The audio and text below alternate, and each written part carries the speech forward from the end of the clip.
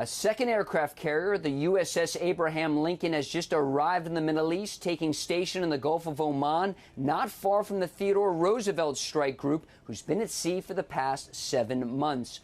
Earlier, Israel's new ambassador to the United Nations said this will help deter Iran. It sent a very clear message to the Iranians: stay out of it, stay out of this war. I hope they will listen to those threats.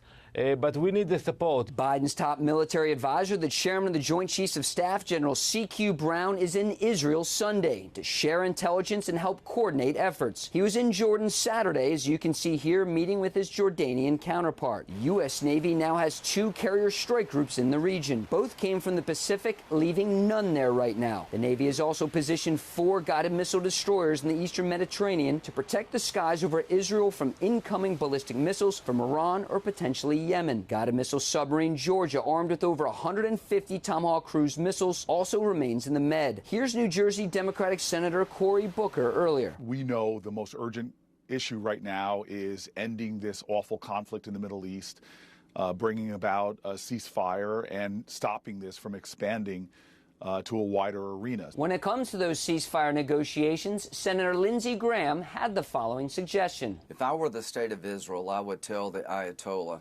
if these people do not come home alive, the ones that are left alive, and if we don't get the bodies of the fallen, we're going to blow up your oil refineries. That's the only way you're ever going to get the hostages released, is to put pressure on Iran. While leaving the West Coast, President Biden ignored reporters' questions about this latest scrap between Hezbollah and Israel. The president begins another vacation on the East Coast at his Delaware beach house. And later, his national security advisor, Jake Sullivan, departs for Canada. At the White House, Lucas Tomlinson, Fox News.